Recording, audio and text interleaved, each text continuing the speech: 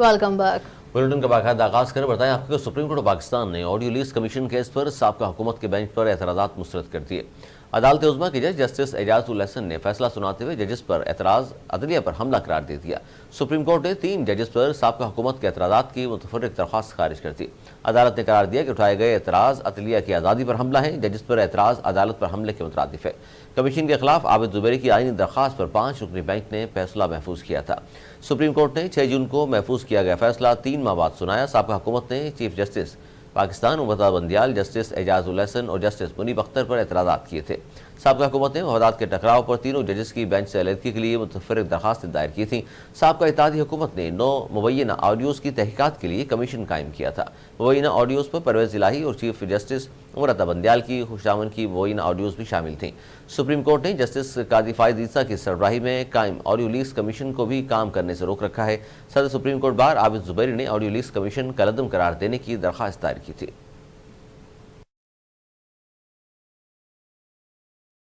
Bulletin के सिलसिले को आगे बढ़ाते हुए आपको बताएं कि तर्जुमान दफ्तर खारजा मुमताज जहरा बलोच का कहना है कि पाकिस्तान को अफगानिस्तान में दस्तयाब जदीद हथियारों पर तशवीश है।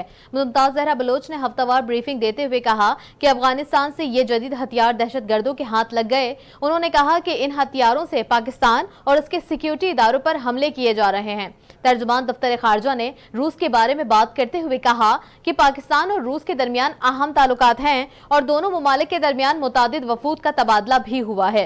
उन्होंने पाक भारत ताल्लुकात के बारे में कहा कि भारतीय क़यादत पाकिस्तान के बारे में तबसरों के बजाय अपने चैलेंजेस पर तवज्जो दे।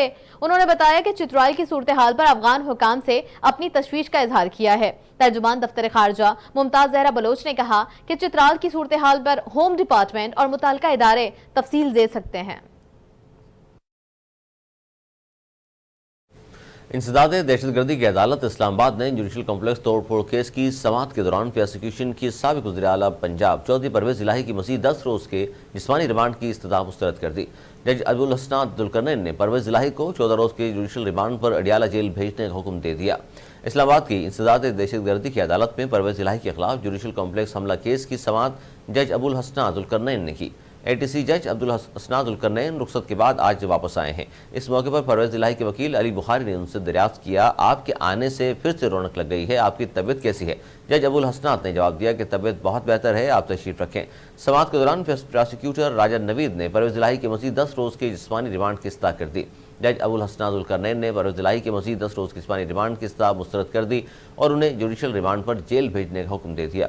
वकील बाबर रवान ने इस ताक़ी की जुडिशल रिमांड पर अडियाला जेल भेजने का भी तहरीर कर रहे हैं, जिस पर जज अबुल हसन जुल्करनैन ने अपने फैसले में कहा कि परवेज़ इलाही को 14 रोज़ के लिए जुडिशल रिमांड पर अडियाला जेल भेजा जाता है। वकील बाबर रवान ने जज अबुल हसन से कहा, आप हर केस में बेलोस दिखाई देते हैं।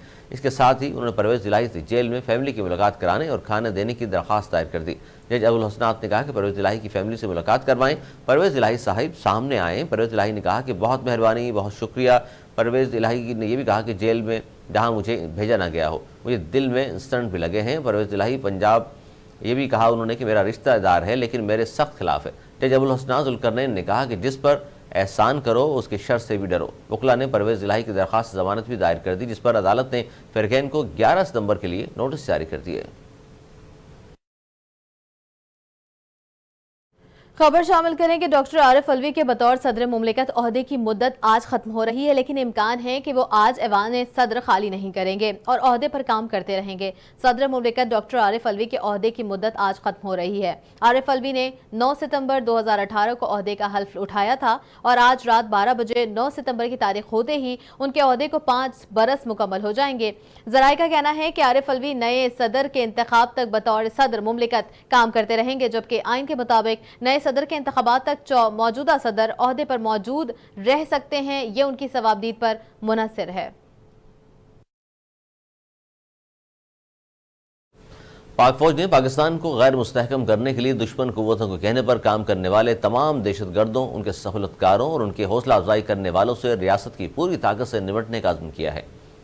ISPR के मुताबिक पाक फौज के सिपह सलार जनरल सैयद आसिम मुनीर की ज़ेर सदारत THQ में 259 में कोर कमांडर कॉन्फ्रेंस का इनेकाद हुआ। فورم میں شہداء کے لیے فاتح خوانی کی گئی اور اس بات کا اعادہ کیا گیا کہ ریاست پاکستان مسلح افواج شہداء اور ان کے اہل خانوں کو ہمیشہ انتہائی عزت و تکریم سے نوازتی رہے گی۔ ISPR کے مطابق فورم نے مسلح افواج کے افسران اور جوانوں، قانون نافذ کرنے والے اداروں اور شہریوں سمیت شہداء کی عظیم قربانیوں کی زبردست خراج تحسین پیش کیا، جنہوں نے ملک کی حفاظت، سلامتی اور علاقائی سلامتی کے لیے اپنی جانوں کا نذرانہ پیش کیا۔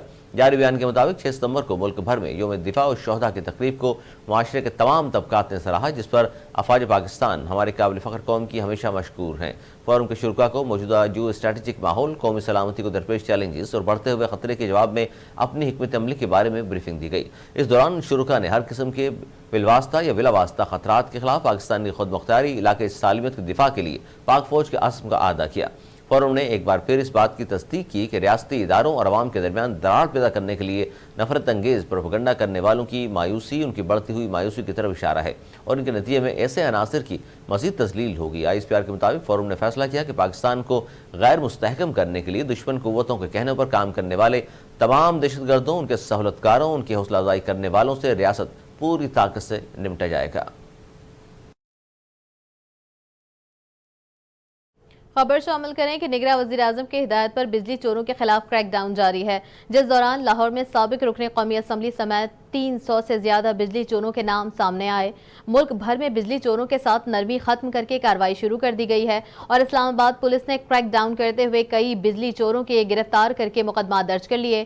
ادھر لاہور سمیت کیسکو ریجن میں بھی گرینڈ آپریشن کیا گیا ہے، جہاں سابق رکن قومی اسمبلی سمیت 300 سے زیادہ بجلی چوروں کے نام سامنے آئے، جن کے خلاف 130 مقدمے درج کیے گئے ہیں۔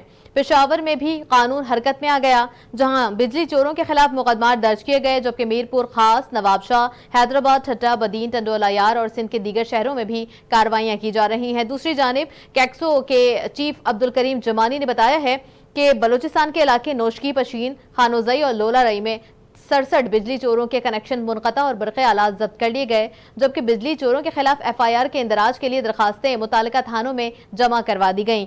عبدالکریم جمالی نے بتایا کہ کوئٹہ میں تقریباً 2 کروڑ 30 لاکھ کی نادہندہ سیمنٹ فیکٹری اور 44 لاکھ روپے کے نادہندہ ایک آئس فیکٹری کے کنیکشنز کے بل بھی عدم ادائیگی پر منقطع کر دیے گئے ہیں۔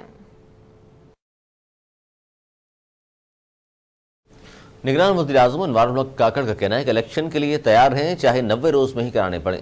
سپریم کورٹ کے حکم پر مکمل عمل درآمد ہوگا۔ نجی TV کو دیے گئے ایک انٹرویو میں نگران وزیر اعظم انوار الحق کاکڑ نے کہا کہ بطور جماعت کوئی PTI کے خلاف نہیں، ہم ان کے خلاف ہیں جنہوں نے توڑ پھوڑ کی اور قومی تنصیبات پر حملے کیے اور آگ لگائی۔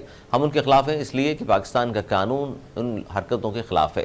نگران وزیر اعظم نے کہا کہ ہو سکتا ہے کہ عام انتخابات جنوری فروری سے پہلے بھی ہو جائیں، ہم بھی انتظار میں ہیں۔ الیکشن کمیشن نے تاریخ کا اعلان کرنا ہے، الیکشن کمیشن تاریخ کا اعلان کرتا ہے تو ہم بھی اس سے جڑی تیاری مکمل کریں اور الیکشن کمیشن کو سپورٹ کرنے کا آئینی فریضہ ادا کر کے اپنے گھر کو جائیں۔ انہوں نے کہا کہ الیکشن سے متعلق سپریم کورٹ جو فیصلہ دے اس پر عمل ہوگا۔ پاکستان کے ووٹر کا اختیار ہے، جس کو چاہے ووٹ دیں، کوئی مداخلت نہیں ہوگی، چیزیں آہستہ آہستہ ٹھیک ہو جائیں گی۔ عام انتخابات میں سب کو جلسوں، تحریر اور تقریر کی اجازت ہوگی۔ میں خود بھی دیکھوں گا، جو جماعت معاشی اصلاحات کا پروگرام لائے اس کو ووٹ دوں گا۔ کراچی کے علاقے سرجانی ٹاؤن میں کنڈا مافیا کی فائرنگ سے جماعت اسلامی کا کونسلر جاں بحق اور 2 افراد زخمی ہو گئے۔ سرجانی ٹاؤن سیکٹر 4C میں فائرنگ سے ایک شخص جاں بحق اور 2 زخمی ہوئے۔ جاں بحق شخص کی شناخت حبیب اللہ کے نام سے ہوئی، جو جماعت اسلامی کا کونسلر تھا۔ پولیس کے مطابق جھگڑا بجلی کے تاروں میں کنڈا لگانے پر ہوا۔ فائرنگ کرنے والا گروپ چوری کی بجلی کے بدلے رقم وصول کرتا تھا۔ حبیب اللہ اور علاقے کے دیگر افراد نے فائرنگ کرنے والے ملزمان کو پیسے دینے سے منع کیا تھا۔ جائے وقوع سے شواہد اکٹھے کر کے معاملے کی تفتیش شروع کر دی ہے۔ امیر جماعت اسلامی کراچی حافظ نعیم الرحمان نے عباسی شہید اسپتال پہنچے اور الزام عائد کیا ہے کہ کنڈا مافیا پیپلز پارٹی کی سرپرستی پر کام کر رہی ہے۔ واقعہ حکومت کے لیے شرمناک ہے۔ حافظ نعیم الرحمان نے وزیر داخلہ، وزیر اعلیٰ، IG سندھ سے فوری نوٹس لینے کا مطالبہ کر دیا ہے۔ دوسری جانب پیپلز پارٹی نے جماعت اسلامی کے الزامات کو مسترد کر دیا ہے۔ وقار مہدی نے کہا جماعت اسلامی کو الزامات سے گریز کرنا چاہیے۔ کب، کون اور کہاں کتنا پانی چوری کر رہا ہے؟ کراچی میں پانی چوروں کے خلاف گھیرا تنگ کرتے ہوئے تحقیقاتی اداروں نے کراچی واٹر کارپوریشن سے تفصیلات طلب کر لی۔ ذرائع کے مطابق کراچی میں 171 غیر قانونی ہائیڈرنٹس تھے، جن میں سے 50 کے خلاف میئر کراچی مرتضی وہاب کی ہدایت پر کارروائی کی گئی اور 3 درجن سے زائد FIRs بھی درج کرائی گئی۔ ذرائع کے مطابق کارروائی کے باوجود آئے روز کراچی کے مضافات میں ہائیڈرنٹس کھل جاتے ہیں، جبکہ کئی ایسے ہیں جہاں غیر قانونی کنیکشن لے کر پانی فروخت کیا جا رہا ہے۔ اس کے لیے گھر اور اوپن پلاٹ بھی استعمال ہوتے ہیں۔ تحقیقاتی اداروں نے کراچی میں پانی چوروں کے خلاف بھرپور کارروائی کا فیصلہ کرتے ہوئے کراچی واٹر کارپوریشن سے تفصیلات طلب کر لیں۔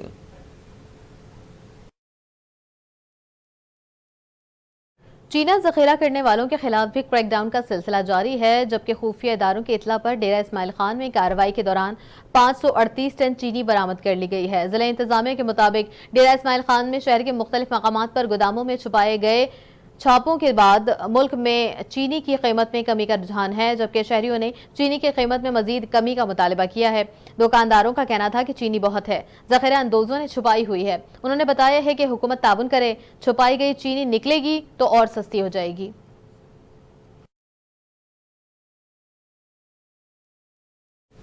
چیئرمین پاکستان پیپلز پارٹی بلاول بھٹو زرداری کو بچپن کی یاد ستانے لگی۔ پاکستان پیپلز پارٹی کے چیئرمین سابق وفاقی وزیر بلاول بھٹو زرداری نے سوشل میڈیا پر بہنوں کے ہمراہ بچپن کی ایک تصویر شیئر کی۔ بلاول بھٹو زرداری کے انسٹاگرام اکاؤنٹ سے شیئر کی گئی تصویر میں تینوں بہن بھائی منفرد انداز میں نظر آ رہے ہیں۔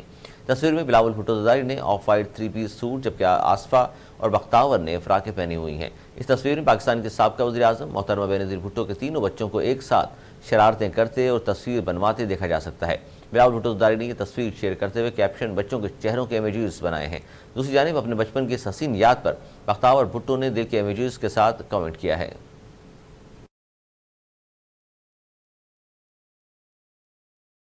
بلیٹن کے اختتام پر کھیل کی دنیا سے خبر شامل کریں۔ بتائیں کہ پاک بھارت میچ سے متعلق پی سی بی کی کوشش رنگ لے آئی۔ ایشیا کپ میں پاکستان اور بھارت کے درمیان شیڈیول میچ کے ریزرو ڈے کے لیے ایشین کرکٹ کونسل نے ہاں کر دی۔ پاکستان کرکٹ بورڈ نے سری لنکا میں بارشوں کے تناظر میں کئی بار اعتراضات اٹھائے تھے اور بارش کی پیشگوئی اور ایونٹ کی ری شیڈیولنگ کے حوالے سے تحفظات کا اظہار کیا تھا۔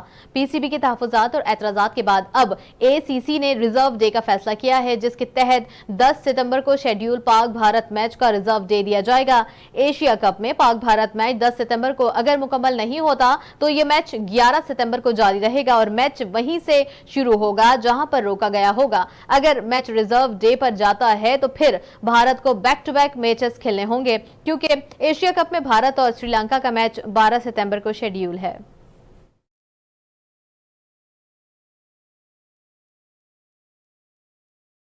نیوز